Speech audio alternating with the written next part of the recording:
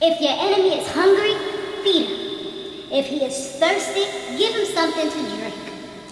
For in doing so, you are putting burning coals on his head. Do not be overcome by evil, but overcome evil with good.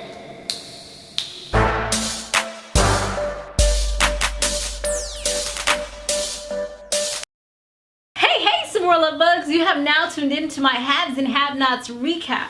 Guys, be sure to subscribe if you have not yet done so. Also, be sure to share this video wherever you like to share videos. Make sure you subscribe, give it that good old thumbs up, and check out my other channel, Samore Love TV. So guys, I am back doing my haves and have-not recap. I just knew this episode was going to be super duper juicy, and I was like, I have to come back on here and make sure that I do a review.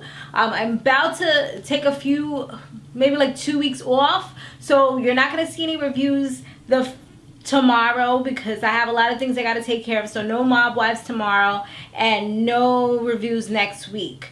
But you know, you can always check out my other channel if you're a lady, or if you just want to see hair reviews, you know, whatever floats your boat, it's good with me. You know, you can check me out over there because I do a lot of different types of things, not just hair reviews, and I have a lot of stuff already pre-recorded. So, you know, you can head on over there, but I will definitely be resuming back in March. And I also believe that Empire is going to be back as well once I come back from vacation. So I'm super duper excited to add that back in. We need some good TV back on this channel, for real. Okay, so now let's go ahead and talk about this. This was a pretty good episode, right, guys? So Maggie, she was all excited because she got the D. She got it, y'all, finally. I mean, I've been rooting for her for so long, but this was just, I felt like I was cheated, you know? Like, I felt like it's like your first time, you know? You expect it to be explosive. You hear about these things on TV, and then it happens and it's over, and you're just like, I mean, at least that's my story. I don't know about yours, but you know, you're just like, that's it? Like, this is what I've been waiting and keeping this thing all closed up for this? Like, for real? This is what they've been talking about, don't do when I was younger and all. I mean, that's what it I felt kind of like that when I was watching it. And so, she pretty much got it, and then she was all like, now she all hooked on it. It looked like she already hooked from the one time. I mean, she was hooked before she even got anything from him, but now she's super hooked. So now she's all like, you know, I give you everything that you want, everything you need. I'm here for you. And, you know, he's ready to go to his room. He just wants to he's like, you know, this was a mistake. I don't want to, you know, I got to go back to my room. I'm out. You know, I got what I needed. I got to release. My stress is gone. Okay, moving on. And she's just like trying to pretty much beg him to stay. And then he was just like, what he wants is, she's like, what is it that you want? What do you want? And he's like, I want the woman that I married. And it's like, damn, I can't give you that because I'm not black. I'm not, well, she can be a little vindictive. I was going to say she's not vindictive, but yeah, she kind of is. But yeah, you're not the woman that he fell in love with. I mean, he needs to get over Veronica. I mean, you have proof she cheated. She doesn't love your son anymore. She sets him up. I mean, what else? Come on. Like, who could love that hard? I mean, not even the goodest, and it's not like you're an ugly man either, because, you know, sometimes when people, they don't look too good, you know, and have self-esteem issues and things like that, they're willing to stay with any and anybody. But him, he's big time, so it's like, what the heck? Why is it that you're not moving on and getting somewhere better in life? You know, at least with Maggie Day, although she got her bad side to her, at least I feel like she would be down for him. Like, she'll be his ride or die. You know what I mean? Like, that's what he needs on his side. He needs somebody to uplift him, and I think that that's exactly what she would do. So yeah, now David, he wants Maggie to change the story that was leaked, and she doesn't, of course she doesn't want to do that. And now everything's starting to come together because she mentioned like, oh, why would you want to be with somebody who had sex in your car? And he's like, wait, but how you know that? It doesn't say that anywhere here. It's not here. She's like, I can tell by the steering wheel. He's like, you can't even see the steering wheel. What are you talking about? But of course she's being persistent. So he left it alone for the moment. But he's like, yo, if you had anything to do with this, I will never ever speak to you again. And of course you hear that. It's like, yo, I'm taking this one to the grave. You ain't never gonna find out this one. No, no, no, no. So So yeah, she's just, and then he just ends up going to his room. She's tried to walk after him, but he wasn't, he just pretty much slammed the door on her face because he's in his feelings right now. Because his wife's a cheater and the whole world knows about it. That's why. I'm sorry, you guys, but my iPad is acting up. It's not even turning on right now. So I'm using my computer over here. So it's like I have to keep on trying to find out where my spot is. So then, following that, Catherine, she was the next person that was to be released from jail. And pretty much leaving the crooks behind. Jim and Veronica, the two worst people, are being left in jail. They actually need to be in jail because all the stuff that they do.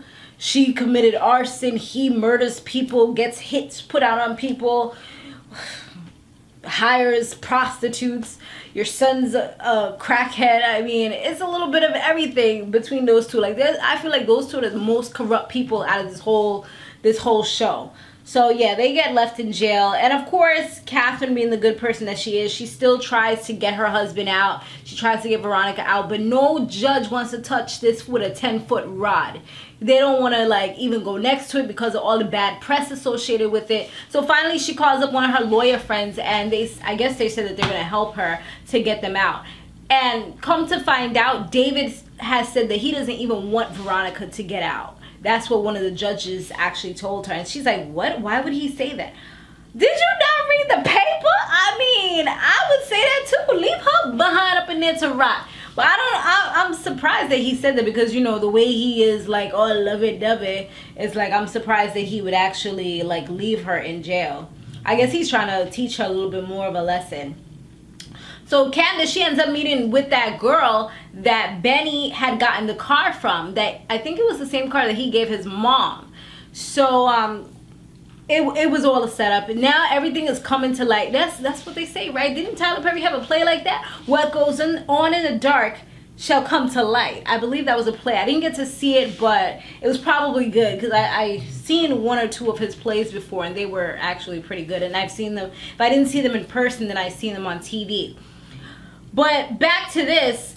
So then she tells her friend that she got marked, and her friend is just like appalled, like, what? How the hell did you get marked? And she's like, you know, I let my heart down. I let my guard down, put my heart out there, and it effed me over in the end. She was like, we don't do that. Girl, I did that once, never again. Like, you know, like, they thug life. Like, they don't got no hearts. What's a heart? What is a heart? Define a heart. Tell me what is a heart. Come on. We don't do that over here. Thug life. And then she starts talking to her friend to kind of, you know, how you kind of put things together when you lost something. You're thinking about it like, man, so I was here and then I walked over here. So she was kind of retracing her steps, and then she comes to find that she thinks about it and she's like, wait, but I remember Landon had handed me the phone or something, she said like that, and he had the information on his phone. He helped me to look him up, but when I tried to look him up, there was nothing found. She's like, well, bingo, you got number one right there. Because at first she was thinking it was Jim, but she's like, nah, like, he's too much of a big dog to have any type of part in this. So now things are starting to come together after she's kind of talking and thinking about it. But, you know, love is blind, and it'll take over your mind. What you think is love is truly not. You need to elevate and find. That was my song back in the days. So yeah, that's pretty much what is going on with her. You know, she was so blinded by love, thinking that this was finally it. Like because she always had that guard up, and you know, it's messed up because anybody else that comes along, they're not getting through that wall because this guy hurt her so deeply. Like, and plus he stole her money. Like, you don't mess with people's money at the end of the day. That can be unforgivable.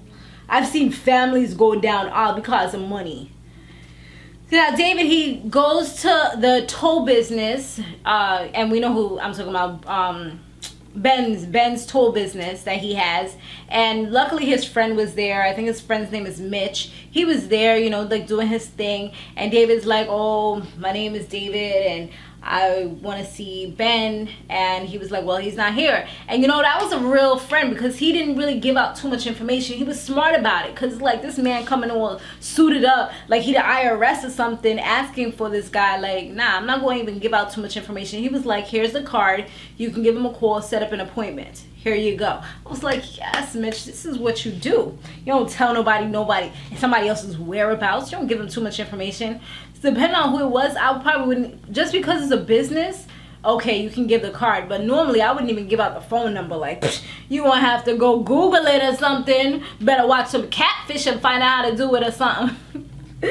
But following that, his friend ends up calling him. And I'm like, yes, like, let him be prepared, know what's going down. So he tells him, like, this guy named David came, and he's like, he already know that he's connected to Veronica, so he knows it's something connected to that. So he's just, at least he was on guard. He was prepared for the call, because a few minutes later, who calls? David. David come talking about something. Oh, I want to see you. He's like, well, you better go talk to your wife. I don't got nothing to do with this. And he's like, no, I'm going to talk to her, but I need to talk to you, young man.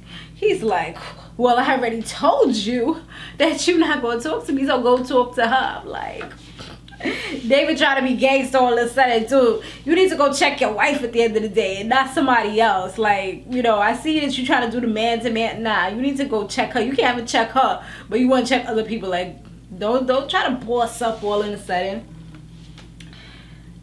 And then following that, Jennifer comes by the cell where what's his name?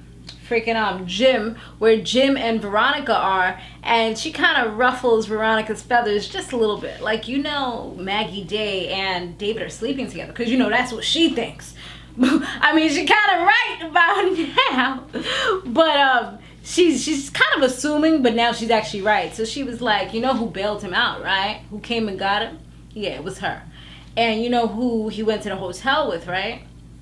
And Veronica looked like she was a little bothered by it, but she tried to like brush it off a little quick and do some trash talking as Jennifer was standing there, like, oh, you know, I'm representing Jeffrey and blah blah blah, and do you know the law? You know, kind of mess with her a little bit and get her out of there.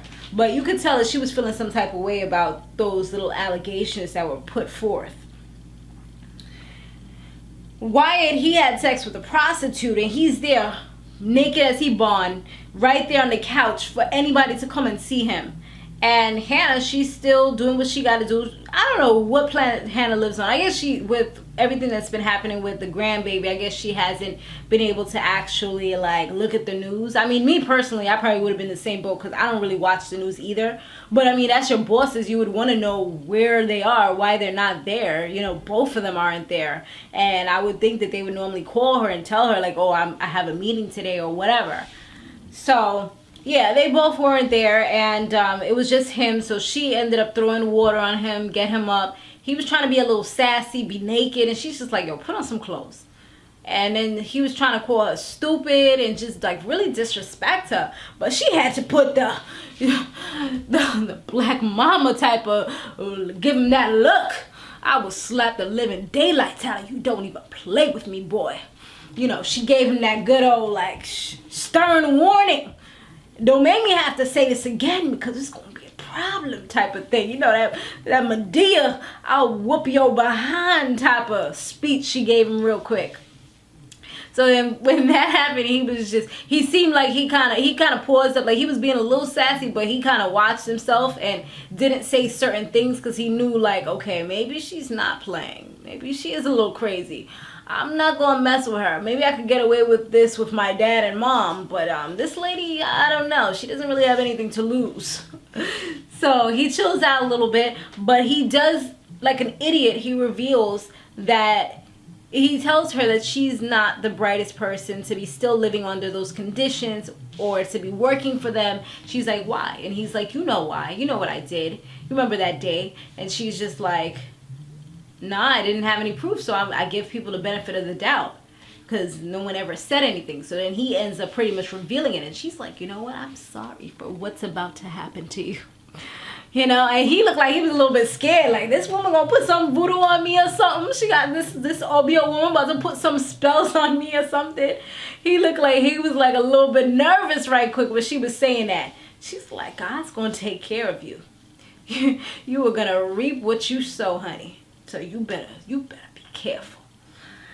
And following that scene, the social worker, Candace and her friend put together that the social worker had something to do with this because things were not adding up correctly. And a lot of things pointed to the social worker. And once she put in her numbers for the bank to show how much money she had in the bank, that's when everything got deleted out of her account. So once she does that, she invites the social worker over with her friend there, locks the door, kind of gives her a little bit of a questioning. And at first she was trying to act like she didn't know some stuff, but a little bit of force kind of helped her to regain her memory. But where she messed up at was that they started asking her about Oscar, and she was saying, I don't know anything about him. She was like, what, your boyfriend Oscar? I don't know anything about him.